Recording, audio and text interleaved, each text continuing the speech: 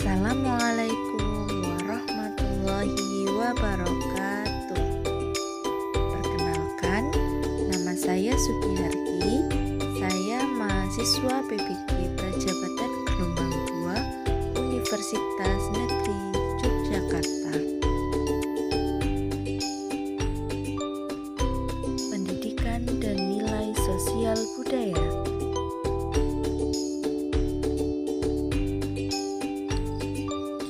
Dewantara adalah Bapak Pendidikan Indonesia. Beliau membedakan antara pendidikan dan pengajaran. Menurut Ki Hajar Dewantara, pengajaran merupakan proses pendidikan dalam memberi ilmu atau berfaedah untuk kecakapan hidup anak secara lahir dan batin. Sedangkan pendidikan adalah memberi tuntunan terhadap segala kekuatan kodrat yang dimiliki anak agar ia mampu mencapai keselamatan dan kebahagiaan yang setinggi-tingginya, baik sebagai seorang manusia maupun sebagai anggota masyarakat.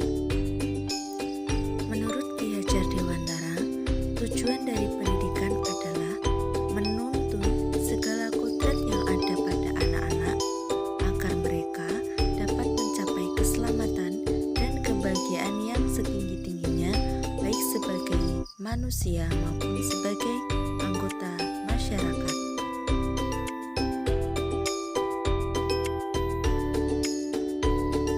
Ki Hajar Dewantara mengingatkan pendidik bahwa pendidikan anak sejatinya menuntun anak mencapai kekuatan kodratnya sesuai dengan alam dan zaman. Kodrat alam yaitu bahwa pendidikan harus memperhatikan potensi dari peserta didik. Sedangkan kodrat zaman adalah pendidikan harus mampu menyesuaikan perubahan-perubahan yang terjadi.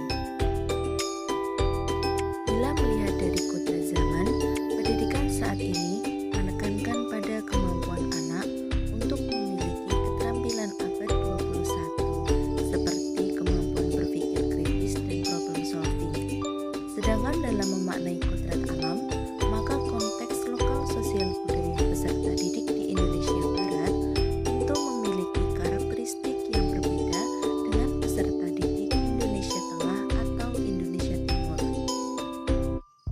Sesuai pemikiran Ki Hajar Dewantara bahwa pendidikan harus memperhatikan kodrat alam dan kemerdekaan, baik kemerdekaan lahir maupun batin. Untuk mencapai kemerdekaan dalam belajar, pendidikan dan pengajaran yang dilaksanakan harus berpihak kepada murid, sehingga peran seorang pendidik yaitu menemani proses belajarnya, mendampingi tumbuh kecerdasan pikirannya, memantau murid menemukan budi pekerti atau watak, dan mengendalikan watak yang kurang baik. Untuk menciptakan pendidikan yang berpihak kepada murid, terdapat beberapa strategi yang dapat dilakukan. Yang pertama, menerapkan metode pembelajaran yang sesuai karakteristik peserta didik.